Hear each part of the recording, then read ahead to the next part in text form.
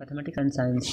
मैं हूं राकेश और आज हम पढ़ेंगे एनसीईआरटी मैथ क्लास 10 का अध्याय 4 द्विघात समीकरण क्वाड्रेटिक इक्वेशन का प्रश्नावली 4.2। इससे पिछले के वीडियो में इस अध्याय के पहले पार्ट में हमने प्रश्नावली 4.2 के प्रश्न 1 के सभी प्रश्नों को हल कर लिया है। अब हम सब इस पार्ट में प्रश्नावली 4.2 के दूसरे नंबर प्रश्न से हल करेंगे। तो आइए हमारा प्रश्न दूसरा देखते हैं। तो है उदाहरण 1 में दी गई समस्याओं को हल कीजिए। हमारे प्रश्न 2 में बोला गया है कि उदाहरण 1 में दी गई जो भी प्रश्न है उनको द्विघात समीकरण में व्यक्त करना है और यहाँ पे हमें उनके मूल ज्ञात करने हैं। उदाहरण में दी गई ये समस्याएं आपको एनसीईआरटी मैथ्स बुक में मिल जाएगी। तो आइए हम सब उदाहरण 1 में दिए गए पहले प्रश्न को हल करते हैं। उदाहरण में 1 में दी गई पहले प्रश्न है, जॉन और जीवंती दोनों के पास कुल मिलाकर 45 कंचे हैं। दोनों 5-5 कंचे खो देते हैं। अब उनके पास कंचों की संख्या का गुणनफल 124 है। हम जानना चाहेंगे कि आरंभ में उनके पास कितने कितने कंचे थे।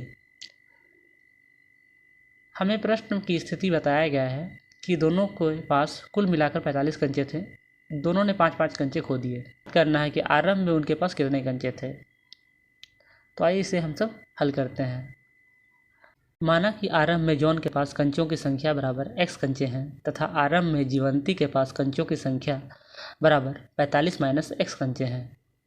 हम जानते हैं कि यदि कुल कंचों का सम योग 45 है तो यदि किसी एक के पास कंचों की संख्या x है तो दूसरे के पास कंचों की शेष संख्या अर्थात 45 माइनस x कंचे होंगे। यदि 5-5 कंचे खो देते हैं तो उनके पास कंचों की संख्या होगी जॉन के पास कंचों की संख्या, क्योंकि जॉन के पास x कंचे थे उसमें से 5 कंचे खो देंगे तो जॉन के पास कंचों की संख्या रह जाएगी x माइनस 5 कंचे, तथा जीवंती के पास कंचों की संख्या 45 माइनस x थी। जब वे जीवंती 5 कंचे खो देगी तो उसके पास कंचों की संख्या हो जाएगी 40 माइनस x कंचे।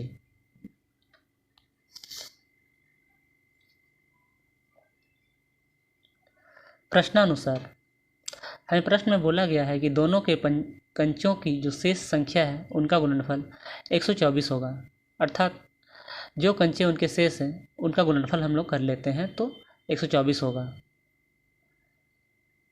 जॉन के पास कंचों की संख्या x माइनस 5 है तथा जीवंती के पास कंचों की संख्या 40 माइनस x है। आइए अब इनका गुणनफल करते हैं। तो इनका गुणनफल हमारा 124 के बराबर होगा। तो इस तरह से हमने समीकरण को लिख लिया। अब हम इसे हल करेंगे। तो इसे हल करने के लिए हम सब पहले x से 40 को गुना करते हैं। x को 40 से गुना करने पे हमें 40x प्राप्त हो जाएगा तथा x को माइनस x से गुना करने पे हमें माइनस x स्क्वायर प्राप्त हो जाएगा। इसी तरह से -5 से 40 में गुना करने से -200 प्राप्त होगा तथा -5 में माइनस x से गुना करने पे हमें माइनस माइनस प्लस 5 गुने x बराबर 5x प्राप्त हो जाएगा तथा दाहिने और 124 का 124 उतार देंगे। अब हम सब कर लेते हैं। तो सबसे पहले हमने अधिकतम घात वाले पद अर्थात माइनस एक्स स्क्वायर को सबसे पहले लिखा है। उसके बाद x की घात 1 वाले पद को लिखा है। तो हमारे x की घात 1 वाले पद 2 हैं, 40x तथा 5x। तो ये आपस में जुड़ जाएंगे क्योंकि दोनों प्लस के साथ हैं, अर्थात plus 40x plus 5x equal to plus 45x। और इसके बाद कांस्टेंट टर्म माइनस 200 लिख देंगे और दाहिने ओर 124 का 124 यूँ ही उतार देंगे। अगले स्टेप में हम सब 124 को दाहिने ओर से जब बाएं ओर लाएंगे तो प्लस 124 बाएं ओर आकर के माइनस 124 बन जाएगा। और अब हम सब इसके बाद वाली स्टेप में इस दो कांस्टेंट टर्म को हल करेंगे। तो हमारा -200 तथा -124 हो जाएगा -324। इस प्रकार से हमें -x square plus 45x minus 324 बराबर 0 का समीकरण प्राप्त होगा। इन सभी पदों में से माइनस कॉमन लेकर के दाहिने ओर भेज देंगे तो हमारा माइनस खत्म हो जाएगा और इस तरह से हमारा नया equation x square minus 45x plus 324 equal to 0 बन जाएगा। यहाँ तक हमने द्विघात समीकरण प्राप्त कर लिया है। अब इस द्विघात समीकरण को हल करेंगे। तो इसे हल करने के लिए हम सब पहले और तीसरे पद को यूं ही उतार देंगे और बीच वाले पद को कुछ इस प्रकार से दो गुणनखंडों में विभक्त करेंगे कि उन दोनों पदों का जोड़ने या घटाने पे हमें बीच वाली पद वापस से पुनः प्राप्त हो जाए तथा उन पदों का गुणा किया जाए तो उनका गुणनफल हमारे पहले तथा तीसरे पद के गुणनफल के भी बराबर हो। तो हम देखते हैं कि अगर -45x को हम सब -9x तथा -36x लिखते हैं तो इन्हें जोड़ने या घटाने पे अर्थात -9x तथा -36x को सॉल्व करने पर हमें -45x प्राप्त हो जाता है तथा -9x और -36x को गुणा करने से हमें +324x² प्राप्त होता है, जो कि हमारे पहले पद तथा तीसरे पद के गुणनफल के बराबर है। 45x को -9x तथा -36x के रूप में तोड़ेंगे। अब हम सब हमारे पास दो पेयर प्राप्त हो चुके हैं। अब हम इन दोनों को जोड़ा के रूप में वर्गीकरण कर लेंगे और इसमें कॉमन पद को छाटेंगे। तो हम सब देख सकते हैं कि x² तथा -9x में x कॉमन ले सकते हैं। तो x कॉमन लेने के बाद हमारे पास x² की जगह पे x बच जाएगा तथा -9x की जगह पे -9 बच जाएगा। इसी तरह से -36x और +324 में हमारा 36 कॉमन है, क्योंकि 36 खुद ही डिविजिबल है तथा 324 भी डिविजिबल है, अर्थात हम सब 36 कॉमन ले सकते हैं। तो 36 कॉमन लेने पे हमें -36x की जगह पे x बच जाएगा और -36 कॉमन लेने से +324 की जगह पे -9 बच जाएगा। हमने सही कॉमन लिया है या नहीं, इसकी जांच के लिए हम सब इसे पुनः गुणा करके भी देख सकते हैं कि हमें पिछली पंक्ति मिल रही है अथवा नहीं। तो आइए हम सब गुणा करके देखते हैं। तो जब कॉमन x को अंदर के पदों से गुणा किया जाएगा तो देखते हैं x गुने x बराबर x² तथा x गुने -9 बराबर -9x। इसी प्रकार से -36 गुने x बराबर -36x तथा -36 गुने -9 बराबर +36 गुने 9 बराबर 324, अर्थात +324 प्राप्त होता है। तो हमने देखा कि कॉमन लिए गए पद से अगर हम सब अंदर के पद को गुणा करते हैं तो हमें पिछली पंक्ति पुनः प्राप्त हो जाती है। अतः हमने जो कॉमन लिया है ये सत्यापित हो गया कि हमने कॉमन सही लिया है। अब हम सब स्पष्ट रूप से देख सकते हैं कि x-9 तथा x-9 दोनों के गुणनखंड में कॉमन है। अतः हम सब एक बार x-9 लिख लेंगे तथा गुणे के रूप में कॉमन पद x तथा -36 को इकट्ठे करके लिख लेंगे। तो इस प्रकार से हमारा अगला सेंटेंस हो जाएगा x-9 of x-36 equal to 0। अब हम इन गुणनखंडों को बारी बारी से शून्य के बराबर कर लेंगे।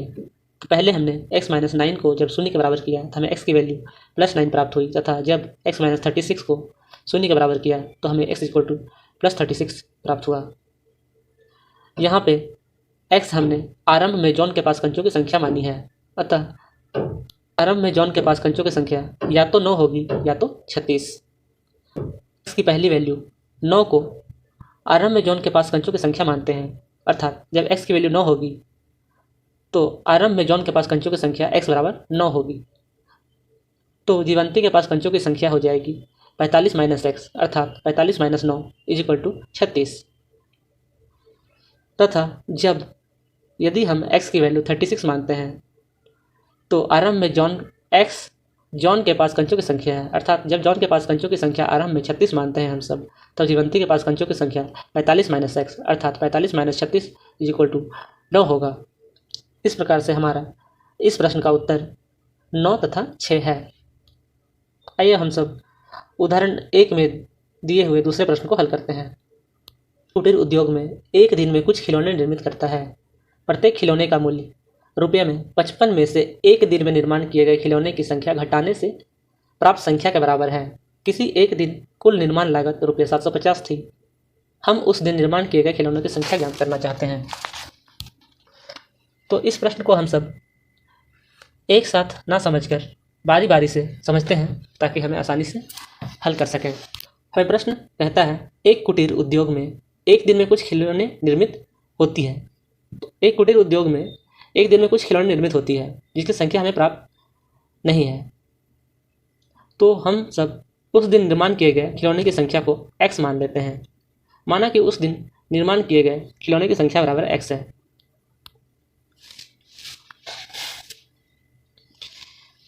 आगे पढ़ते हैं। प्रत्येक खिलौने का मूल्य, प्रत्येक अर्थात एक खिलौने का मूल्य ₹55 में से एक दिन में निर्माण किए गए खिलौने की संख्या घटाने से प्राप्त होता है। अर्थात ये खिलौनों की संख्या x है, अर्थात एक दिन में बनाए जाने वाले खिलौने की संख्या भी x है। तो यदि एक खिलौने का मूल्य ज्ञात करना हो तो हम सब यदि ₹55 में से एक दिन निर्माण किए गए खिलौने की संख्या अर्थात x को घटा लें, प्रत्येक खिलौने का निर्माण लागत मूल्य रुपये में 55 माइनस x रुपये हो जाएगा। उस दिन एक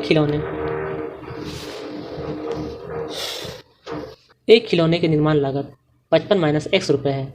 तो यदि उस दिन x खिलौने बनाए गए थे तो उस दिन बनाए गए कुल खिलौने का निर्माण लागत x गुने एक खिलौने का मूल्य अर्थात 55 माइनस x होगा।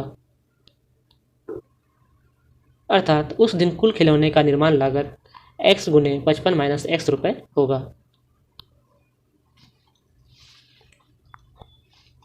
हमारे प्रश्न में उस दिन बनाए हुए कुल खिलौने का कुल लागत 750 रुपये दिया गया है। अर्थात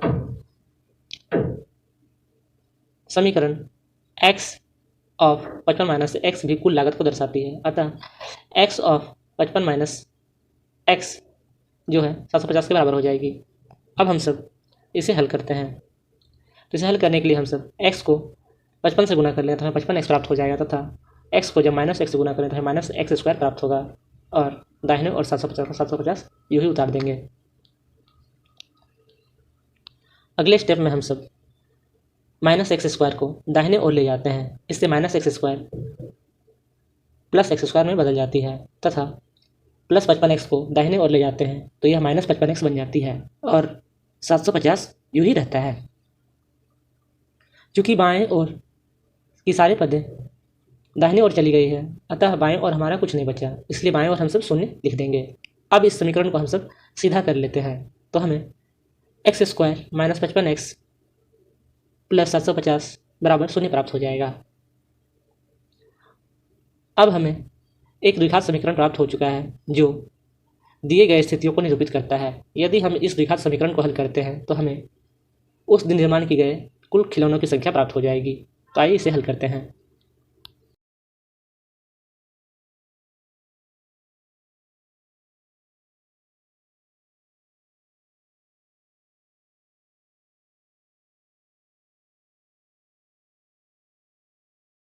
हमारा द्विघात समीकरण है x square minus 55x plus 750 is equal to 0। इसे हल करने के लिए हम सब पहले तथा तीसरे टर्म एक्स स्क्वायर तथा प्लस 750 को यूँ ही रहने देंगे और बीच वाले टर्म को इस प्रकार से तोड़ेंगे कि उन्हें जोड़ने या घटाने पे हमें बीच वाला पद वापस से प्राप्त हो जाता था। यदि इन दोनों को गुणा किया जाए तो इनका गुणनफल हमारे पहले तथा तीसरे के गुणनफल के बराबर हो।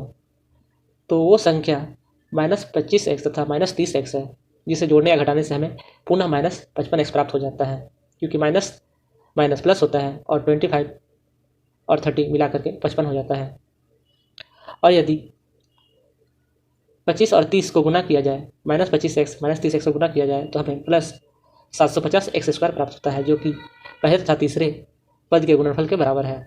अतः हम सब -55x को -25x तथा -30x के रूप में ही तोड़ेंगे। Equation x square -25x -30x plus 750 equal to 0 प्राप्त हो जाएगा। हम सब चाहें तो इसे दो युगों में बांट सकते हैं। हमें दो पेयर्स एक्स स्क्वायर -25x तथा दूसरा पेयर -30x प्लस 750 प्राप्त होगा। अब हम सब बारी बारी से इन पेयर में से जो भी कॉमन होंगे उनको पृथक कर लेंगे। तो आइए हम सब कॉमन लेते हैं। हम देखते हैं कि एक्स स्क्वायर में और -25x में x कॉमन है। अतः यदि हम सब x कॉमन ले लेते हैं तो हमें एक्स स्क्वायर पद के स्थान पे x बच जाएगा, और -25x में से यदि x कॉमन ले लें तो हमारा -25 बच जाएगा। इसी तरह से -30x में से यदि 30 कॉमन ले लें हम तो हमारा x बच जाएगा, और +750 में से यदि -30 कॉमन ले लें तो -25 बच जाएगा। में x -25 तथा x -25 कॉमन है, अतः हम इसे एक बार लिख सकते हैं। इससे x तथा -30 को इकट्ठे करके गुणा के रूप में लिख देंगे। तो हमें अगला इक्वेशन x -25 ऑफ x -30 = 0 प्राप्त हो जाएगा। अब हम इन दोनों गुणनखंडों को बारी बारी से 0 के बराबर कर लेंगे। जब x -25 को 0 को बराबर करेंगे तो हमें x की वैल्यू +25 प्राप्त हो जाएगी। उसी तरह से जब x -30 को 0 के बराबर करेंगे तो हमें x की वैल्यू +30 प्राप्त हो जाएगी। x हमारा उस दिन निर्माण किए गए खिलौने की संख्या है, अतः ये संख्या 2 होने की संभावना है। या तो खिलौने की संख्या 25 है या तो खिलौने की संख्या 30 है। तो जब x बराबर 25 हम लोग लेते हैं तो उस दिन निर्माण किए गए खिलौने की संख्या 25 खिलौने हो जाएंगे। मूल्य 55 रुपये में से उस दिन बनाए हुए खिलौने की संख्या से घटाने से जो मूल्य प्राप्त होगा वह एक खिलौने का मूल्य होगा। तो हम सब 55 में से x की वैल्यू 25 घटा लेंगे तो हमें 30 रुपये प्राप्त होगा। अतः एक खिलौने का लागत 30 रुपये है।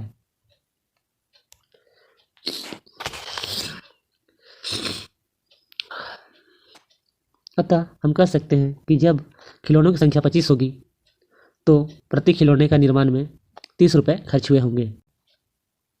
या फिर जब x की वैल्यू हम सब 30 लेंगे, अर्थात जब मानेंगे कि खिलौने की संख्या 30 थी, तो प्रत्येक खिलौने का निर्माण लागत 55 - x, अर्थात x की वैल्यू जब 30 होगी तब प्रत्येक खिलौने का निर्माण लागत हो जाएगा 55 - 30, अर्थात 25 रुपये। तो हम सब आसानी से देख सकते हैं कि जब हम सब x की वैल्यू 25 लेते हैं तो खिलौने का लागत 30 रुपये आता है, तथा जब x की वैल्यू 30 लेते हैं, अर्थात जब खिलौना 30 होता है तो निर्माण लागत, एक खिलौने का निर्माण लागत 25 रुपये आता है। 30 और 30 है। इस अध्याय का अगले प्रश्न संख्या 3 को हल करेंगे। हमारा प्रश्न संख्या 3 है, ऐसी दो संख्याएं ज्ञात कीजिए जिनका योग 27 हो तथा गुणनफल 182 हो। हमें ऐसी दो संख्याएं ज्ञात करनी है जिनका योग करने पर हमें 27 प्राप्त होता है तथा गुणनफल करने पर हमें 182 प्राप्त होता है। तो जब भी दो संख्या का योगफल 27 हो तो उसमें से यदि हम सब एक संख्या ज्ञात कर लें तो दूसरी संख्या उस पहली संख्या को 27 में से घटाने से प्राप्त होगी।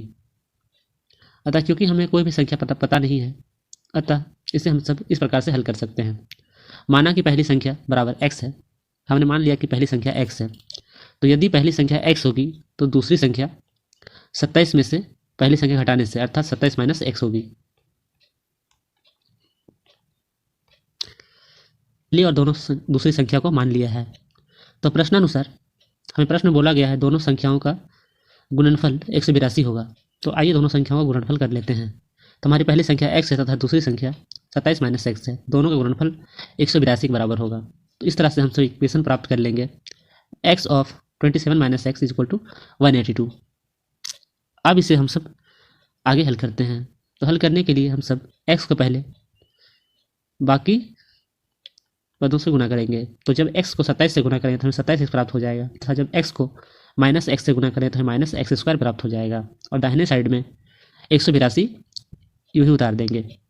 हमारा अगला स्टेप, हम सब अधिकतम घात वाले x² वाले पद को दाहिने ओर शिफ्ट कर रहे हैं ताकि ये धनात्मक में परिवर्तित हो जाए। तो हमारा -x² को जब हम लोग दाहिने ओर लाएंगे तो -x² प्लस एक्स स्क्वायर में बदल जाएगा, और माइनस 27 प्लस 27 एक्स को जब बाएं ओर लाएंगे तो यह माइनस 27 एक्स में बदल जाएगा, और 182 दाहिने ओर ही है, अतः यह प्लस के साथ रहेगा। क्योंकि हमने बाएं ओर के सारे पदों को दाहिने ओर में बदल दिया है, अतः हमारे बाएं ओर में कोई भी पद नहीं है, अतः बाएं ओर में हम सब शून्य लिख देंगे। अब हम सब इस समीकरण को सीधा कर लेंगे, तो हम पाते हैं कि हमारा समीकरण x square minus 27 x plus 182 बराबर 0 होगा।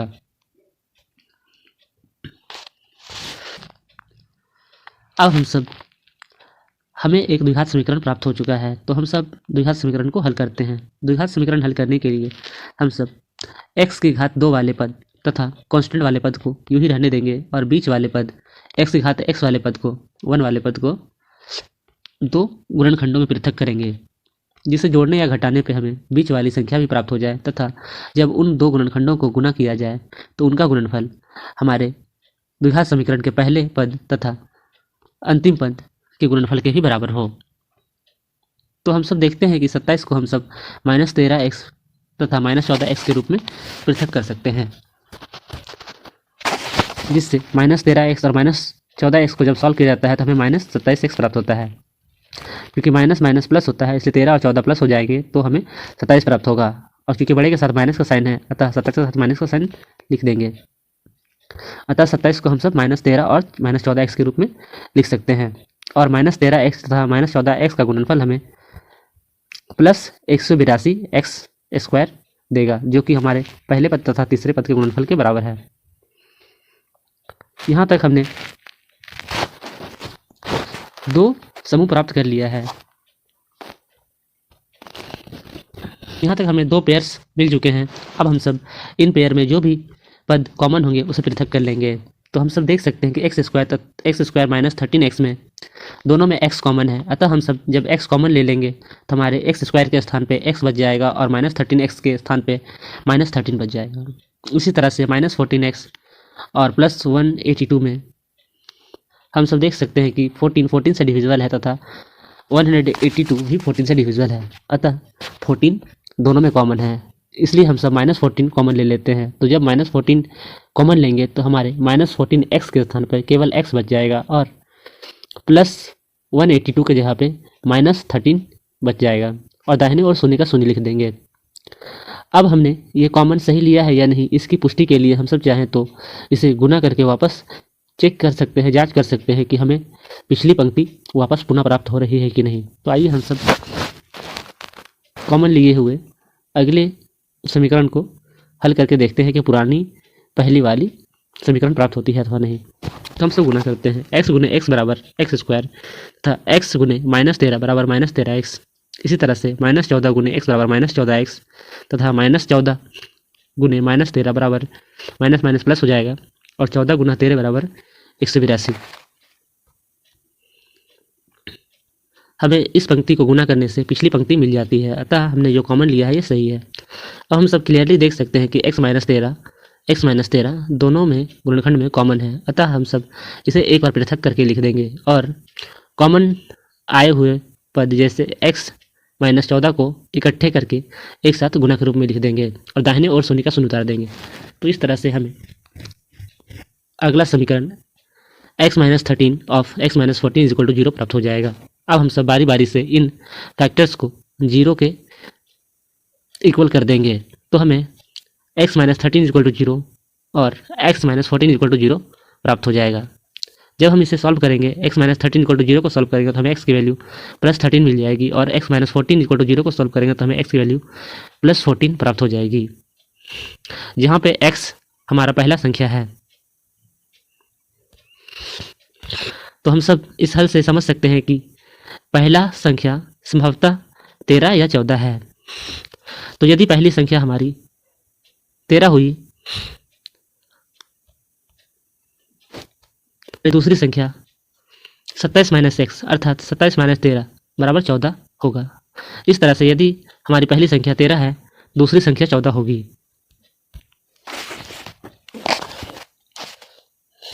हम सब 14 मानेंगे, अर्थात पहली संख्या जब 14 होगी तो दूसरी संख्या 27 - x अर्थात 27 - 14 बराबर 13 होगी। तो इस प्रकार से इस प्रश्न का हल हमें पहली संख्या के रूप में 13 तथा दूसरी संख्या के रूप में 14 मिलता है, या पहली संख्या अगर 14 है तो दूसरी संख्या हमें 13 मिलता है। आइए अब हम सब अगले प्रश्न को हल करते हैं। प्रश्न है, ऐसे दो क्रमागत धनात्मक पूर्णांक ज्ञात कीजिए जिनके वर्गों का योग 365 है। तो स्टूडेंट्स, हम सब पहले प्रश्न को समझते हैं। हमें दो क्रमागत धनात्मक पूर्णांक ज्ञात करने को बोला जा रहा है जिनके वर्गों का योग 365 है। तो सबसे पहले क्रमागत का अर्थ होता है सक्सेसिव, अर्थात लगातार, और धनात्मक मतलब होता है पॉजिटिव नंबर्स। तो हमें ऐसे दो क्रमागत धनात्मक पूर्णांक ज्ञात करने हैं जिनके वर्गों का योग 365 है। तो क्रमागत भी दो क्रमागत संख्याएं परस्पर एक की बढ़ोतरी के साथ बढ़ती है, अतः इसका हम हल इस प्रकार से कर सकते हैं। माना कि दो क्रमागत धनात्मक पूर्णांक x है तो दूसरी क्रमागत धनात्मक पूर्णांक x + 1 हो जाएगी। इस तरह से माना कि दो क्रमागत धनात्मक पूर्णांक x तथा x + 1 है। तो अब प्रश्नानुसार हमें प्रश्न में दिया गया है कि इनके वर्गों का योग 365 है। तो प्रश्नानुसार दो क्रमागत धनात्मक पूर्णांक x तथा x + 1 के वर्गों का योग 365 हो जाएगा। इनके रूप में इस प्रकार से लिख सकते हैं। पहले पूर्णांक x का स्क्वायर बराबर x² हो जाएगा, और दूसरे पूर्णांक x + 1 का स्क्वायर करेंगे तो x + 1 का स्क्वायर हो जाएगा, और इन दोनों का योगफल को हम सब 365 के बराबर लिख देंगे। अब इस समीकरण को हम सब हल करते जाएंगे। तो हम पहले पद x² को यूं ही उतार देंगे और दूसरे पद x + 1 के होल स्क्वायर को a + b के होल स्क्वायर के फॉर्मूले पे तोड़ देंगे। तो हमें x² + 2x + 1 प्राप्त हो जाएगा, और दाहिने और 365 का 365 ऐसे ही उतार देंगे, साथ हल कर लेंगे। तो हम सब देखते हैं कि इस समीकरण में x की घात 2 वाले दो पद हैं, x² तथा x²। तो जब x² + x² को जोड़ा जाएगा तो 2x² प्राप्त हो जाएगा।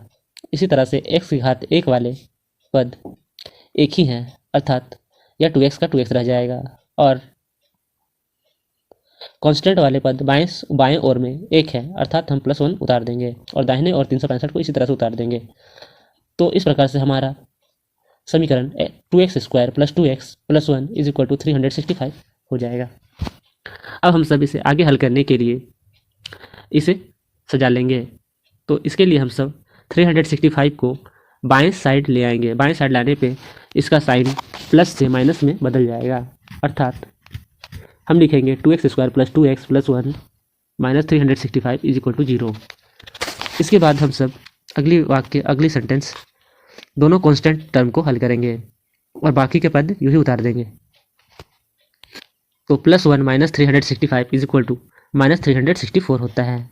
अतः हमें अगला समीकरण 2x² + 2x - 364 = 0 प्राप्त हो जाएगा।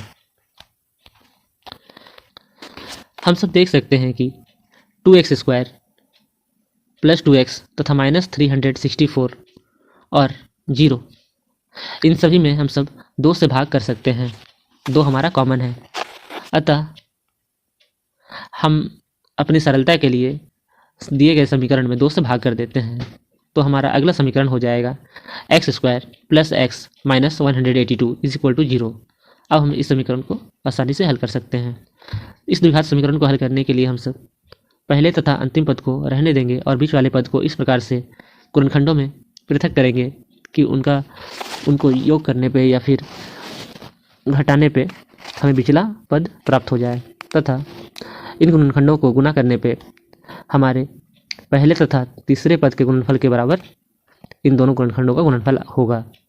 तो हम सब देखते हैं कि -13 और +14 को हल करने पे -13 + 14 = +x प्राप्त होता है, और -13x × +14x इनको गुणा करने पे हमें -182x² प्राप्त होता है, जो कि पहले पद तथा तीसरे पद के गुणनफल के बराबर है। अतः हम सब +x को -13x तथा +14x के रूप में ही लिखेंगे। तो इस प्रकार से हमें 2 पेयर्स x² -13x तथा 14x - 182 प्राप्त हो जाएगा, और राइट साइड में 0 का 0 यूं ही उतार देंगे। अब हम सब इन पेयर्स में से जो भी पद कॉमन होंगे उसे कॉमन ले लेंगे। तो हम सब देखते हैं कि एक्स स्क्वायर माइनस 13x में दोनों में x कॉमन है, अतः हम x कॉमन ले लेंगे तो हमारे एक्स स्क्वायर के स्थान पे x बच जाएगा और माइनस 13x के स्थान पे सिर्फ 13 बच जाएगा। 14x और माइनस 182 में 182 14 से डिविजिबल है तथा 14x भी 14 से डिविजिबल है, अतः हम 14 दोनों में कॉमन ले सकते हैं। तो जब हम सब प्लस 14 कॉमन लेंगे तो हमारे 14x के स्थान पे सिर्फ x बच जाएगा और माइनस 182 के जगह पे माइनस 13 बच जाएगा। हमने कॉमन सही लिया है या नहीं इसकी पुष्टि के लिए हम सब गुना करके भी देख सकते हैं। x गुने x बराबर एक्स स्क्वायर होता है तथा x गुने minus 13 equal to minus 13x। इस तरह से प्लस 14 इंटू एक्स बराबर प्लस 14x और plus 14 into minus 13 is equal to minus 182 होता है।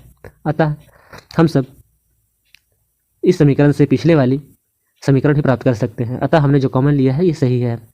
अब हम सब आसानी से देख सकते हैं कि x माइनस 13 तथा x माइनस 13 दोनों फैक्टर्स में कॉमन है, अतः हम x माइनस 13 को एक बार लिख लेंगे और दूसरे कॉमन पद x प्लस 14 को इकट्ठे करके गुणा के रूप में लिख लेंगे और दाहिने ओर में 0 का 0 यूं ही उतारते चले जाएंगे।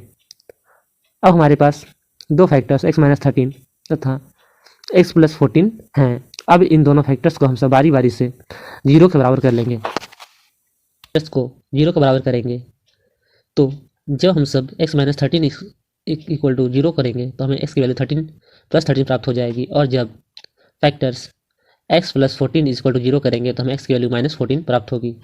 चूँकि x की वैल्यू माइनस 14 ऋणात्मक है अर्थात हम x इक्वल टू माइनस 14 नहीं ले सकते क्योंकि हमारे प्रश्न में दो क्रमागत धनात्मक पूर्णांक बोला गया था। अतः x की वैल्यू माइनस 14 यहाँ से कैंसिल हो गई, अतः हमारा x की वैल्यू प्लस 13 लेना है। अतः x हमने क्रमागत धनात्मक पूर्णांक माना था, अतः x हमारा पहला क्रमागत धनात्मक पूर्णांक है तथा दूसरा क्रमागत धनात्मक पूर्णांक x प्लस 1 है। अतः जब x की वैल्यू 13 होगी तो हमारी पहली क्रमागत धनात्मक पूर्णांक 13 और दूसरी क्रमागत पूर्णांक 13 प्लस 1 इक्वल टू 14 होगा। अतः दो क्रमागत धनात्मक पूर्णांक x इक्वल टू 13 और x प्लस 1 इक्वल टू 14 है। आइए हम सब इसके अगले प्रश्न को हल करते हैं। हमारा पांचवा प्रश्न है, एक समकोण त्रिभुज की ऊंचाई इसके आधार से 7 सेंटीमीटर कम है। हमें बोला गया है कि एक समकोण त्रिभुज लेना है। समकोण त्रिभुज अर्थात जिसका एक कोण 90 डिग्री होना चाहिए। तो हमें एक समकोण त्रिभुज की ऊंचाई इसके आधार से 7 सेंटीमीटर कम बताया गया है।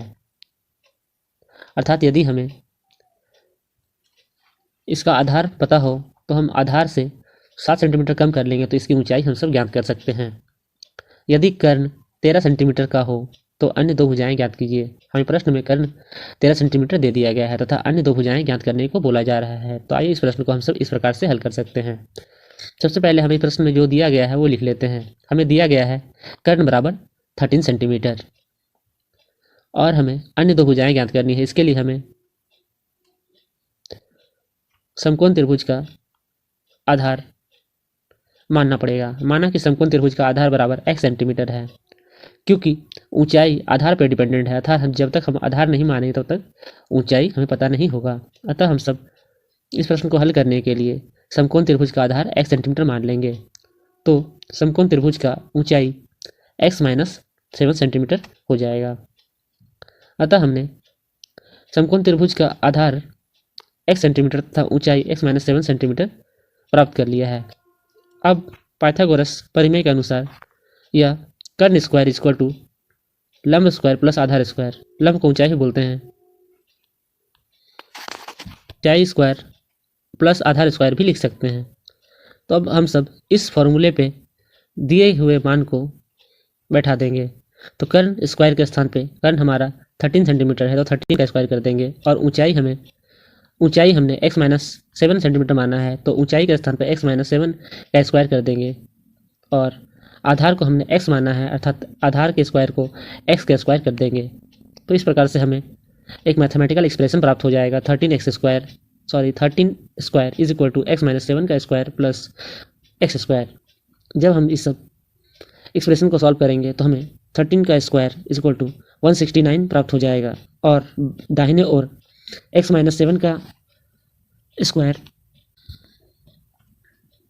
माइनस 14x प्लस 49 प्राप्त हो जाएगा और प्लस x स्क्वायर को ऐसे उतार देंगे अब हम सब इसे हल करने के लिए सभी पदों को दाहिने ओर ले आएंगे, तो हमें सही पद ऐसे ही रहेगी। और जब दाहिने ओर 169 को लाएंगे तो प्लस 169 यहाँ पे दाहिने ओर आकर के माइनस 169 हो जाएगी। अब हम सब इस सेंटेंस को सीधा कर लेंगे, तो हमें x square minus 14x plus 49 plus x square और माइनस 169 इज इक्वल टू 0 प्राप्त हो जाएगा। अब हम सब इसे हल करते हैं, तो हम सब पाते हैं कि x के घात 2 वाले दो पद हैं और दोनों प्लस के रूप में है, अतः ये दोनों आपस में जुड़ जाएंगी, तो x square plus x square equal to x square हो जाएगी। तथा माइनस 14x का माइनस 14x उतार देंगे, क्योंकि x के घात 1 वाले और भी कोई पद नहीं है और हमारे पास दो कांस्टेंट टर्म्स हैं, प्लस 49 और माइनस 169। इन दोनों को हल करेंगे तो प्लस माइनस माइनस होता है, अर्थात हमें घटाना है। तो 169 में 169 में 49 घटाएंगे तो हमें माइनस 120 प्राप्त हो जाएगा और राइट साइड में 0 का 0 उतार देंगे। तो इस प्रकार से हमें एक equation 2x square minus 14x minus 120 is equal to 0 प्राप्त होगा। तो हम सब देख सकते हैं कि यह द्विघात समीकरण क्वाड्रेटिक इक्वेशन 2 से डिविजिबल है, अतः हम सब अपनी सरलता के लिए इसे 2 से विभाजित कर देंगे। तो 2 से विभाजित करने पे हमें x square minus 7x minus 60 is equal to 0 प्राप्त हो जाएगा। अब हम सब इस द्विघात समीकरण को हल करेंगे, तो हमें इस प्रश्न में दिए गए भुजाएं ज्ञात हो जाएंगी। तो आइए इसे हल करते हैं। द्विघात समीकरण हल करने के लिए हम सब x के घात 2 वाले पद तथा कांस्टेंट पद को यूं ही उतार देते हैं सेम का सेम, तथा बीच वाले पद को इस प्रकार से दो गुणनखंडों में पृथक करते हैं, दो पदों में पृथक करते हैं, जिसे जोड़ने या घटाने पे हमें बीच वाली संख्या x के घात 1 वाली संख्या प्राप्त हो जाती है, तथा जब उन पदों को गुणा किया जाता है तो उनका गुणनफल पहले तथा तीसरे पद के गुणनफल के बराबर होता है। तो हम सब माइनस 7x को प्लस 5x तथा माइनस 12x के रूप में ही व्यक्त करेंगे। तो हमें दो पेयर्स प्राप्त हो जाएंगे, एक्स स्क्वायर प्लस 5x तथा माइनस 12x और माइनस 60।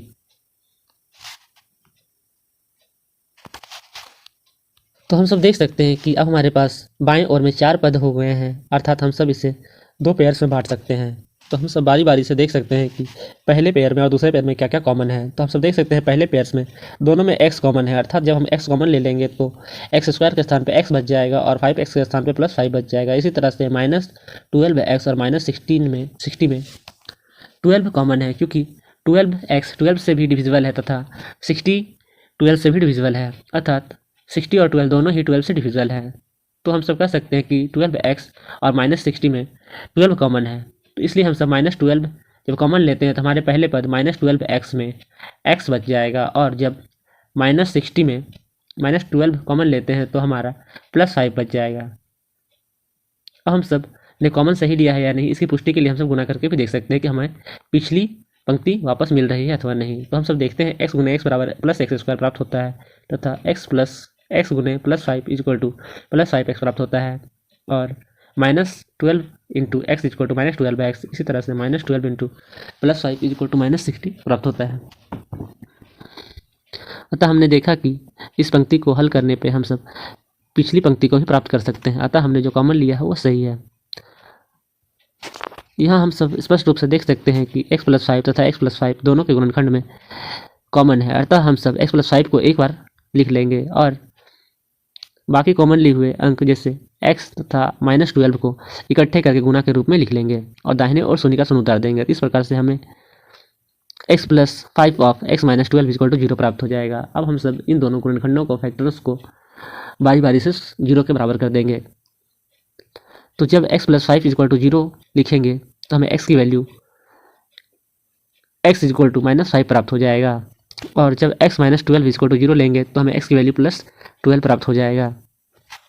चूँकि को हमने आधार माना था, अर्थात आधार एक लंबाई है, विमाएँ कभी भी नेगेटिव नहीं हो सकती, अतः x की वैल्यू हम सब माइनस 5 नहीं लेंगे बल्कि x की वैल्यू 12 लेंगे। अतः समकोण त्रिभुज का आधार बराबर x बराबर 12 सेंटीमीटर हो जाएगा।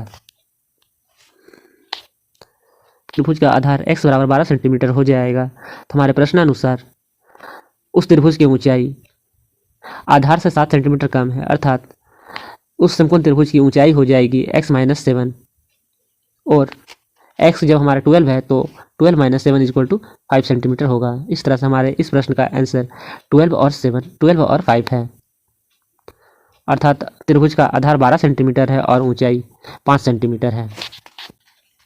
तो आइए हम सब अगले प्रश्न को हल करते हैं। इस एक्सरसाइज के इस प्रश्नावली के अंतिम प्रश्न को हम सब हल कर रहे हैं। हमारा अंतिम प्रश्न है प्रश्न 6। एक कुटीर उद्योग एक दिन में कुछ वस्तुओं का निर्माण करता है। कोई कुटीर उद्योग एक दिन में कुछ वस्तुओं का निर्माण करता है। एक संख्या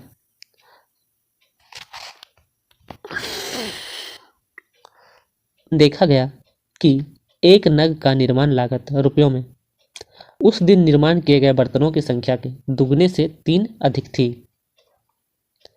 यदि उस दिन की कुल निर्माण लागत ₹90 थी तो उस दिन निर्माण किए गए बर्तनों की संख्या और प्रत्येक नग की लागत ज्ञात कीजिए। तो हमें उस दिन निर्माण किए गए बर्तनों की संख्या और प्रत्येक नग की लागत ज्ञात करने के लिए प्रश्न में बताया गया है।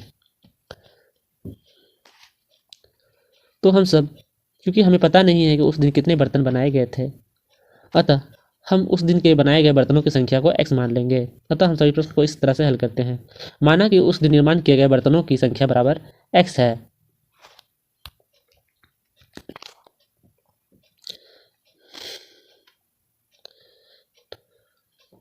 जो लागत आएगी वह उस दिन बनाए हुए वस्तुओं की संख्या के दुगने में 3 जोड़ने से प्राप्त होगा। अतः एक नग का निर्माण लागत रुपयों में हो जाएगा 2 × x जोड़ 3 अर्थात 2x + 3। नग का लागत 2x + 3 है तो उस दिन निर्माण किए गए सभी बर्तनों x बर्तनों की लागत हो जाएगी x of 2x + 3 रुपया, अर्थात कुल बर्तनों का लागत हमारा x of 2x + 3 होगा। तो हमारे प्रश्न में कुल लागत 90 रुपया दिया गया है, अर्थात ये समीकरण 90 रुपये के बराबर होने चाहिए। अर्थात प्रश्नानुसार उस दिन की कुल निर्माण लागत 90 रुपये है। तो हम सब इस समीकरण बर्तनों की कुल लागत वाले एक्सप्रेशन x of 2x + 3 = 90 कर देंगे। 2x = 2x² हो जाएगा और x × +3 = +3x हो जाएगा। और जब +90 को बाएं ओर लाएंगे तो हमें -90 प्राप्त हो जाएगा और दाहिने ओर सारे पद बाएं ओर आ चुके हैं, अतः दाहिने ओर हम सब 0 बैठा देंगे। इस तरह से हमें एक क्वाड्रेटिक इक्वेशन द्विघात समीकरण 2x² + 3x - 90 = 0 प्राप्त होता है। अब इसे हल करने के लिए हम सब x की घात 2 वाले पद तथा कांस्टेंट पद को यूं ही रहने देंगे और बीच वाले पद को इस प्रकार 2 पदों में पृथक करेंगे ताकि उसे जोड़ने या घटाने पे हम सब बीच वाली संख्या भी प्राप्त कर सकें। और जब उन दोनों पदों को गुना किया जाए तो इनका गुणनफल पहले तथा तीसरे पद के गुणनफल के ही बराबर होगा। तो आइए हम सब देखते हैं। तो +3 को हम सब -12x + 15x लिख सकते हैं, क्योंकि -12x + 15x को सॉल्व करने से हमें +3 प्राप्त होता है। क्योंकि माइनस प्लस माइनस होता है, अर्थात हमें घटाना है, तो बड़े में से छोटे घटाने पे 15 में से 12 घटाने से हमें 3 प्राप्त हो जा रहा है और प्लस बड़े के साथ लगा है, अर्थात हमें प्लस का साइन लगा देना है। तो हम सब ये स्पष्ट रूप से देख सकते हैं कि -12x + 15x को सॉल्व करने पे हमें +3x पा सकते हैं। अतः हम सब +3 को -12x + 15x के रूप में भी लिख सकते हैं। और हम सब दूसरी शर्त यह भी देखते हैं कि दोनों का गुणनफल -12x + 15x का गुणनफल -180x² भी प्राप्त होता है, जो कि हमारे पहले पद 2x² और अंतिम पद -90 के गुणनफल वो -180x² के बराबर है। अतः हमने +3 को -12x + 15x के रूप में सही लिया है।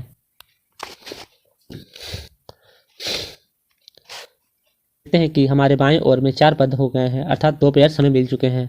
अब हम सब इन पेयर में से जो भी कॉमन होंगे बारी बारी से उनको पृथक कर लेंगे। तो आइए सबसे पहले देखते हैं हमारे पहले पेयर 2x² - 12x में 12 2 से भी डिविजिबल है, अर्थात 2x² - 12x में 2 भी कॉमन है और x भी, अतः हम सब 2x कॉमन ले लेंगे। तो हमारे पहले पद 2x² में मात्र x बच जाएगा और 2x कॉमन लेने से हमारे दूसरे पद -12x में सिर्फ -6 बच जाएंगे। और इसी तरह से हमारे दूसरे पेयर में हम सब देखते हैं कि -15x + 15x 15 से भी डिविजिबल है तथा -90 भी 15 से डिविजिबल है, अतः 90 और 15 दोनों में 15 कॉमन है, अतः हम सब +15 कॉमन लेते हैं तो हमारे पहले पद +15x में सिर्फ x बच जाएगा और -90 में -6 बच जाएगा और राइट साइड में हम सब 0 का 0 उतार देंगे।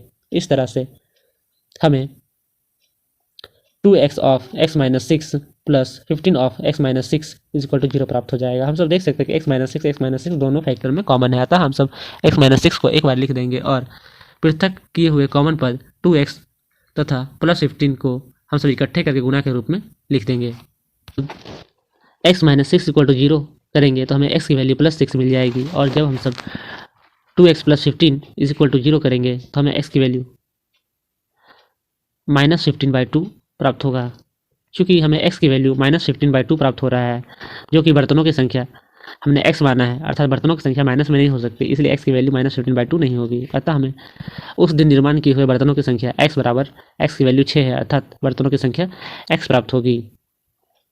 इस प्रकार से एक नग का निर्माण लागत उस दिन बनाए गए बर्तनों के दुगने से 3 अधिक है, अर्थात 2x + 3 equal to 2 × 6 + 3 equal to 12 + 3 equal to 15 प्राप्त होगा।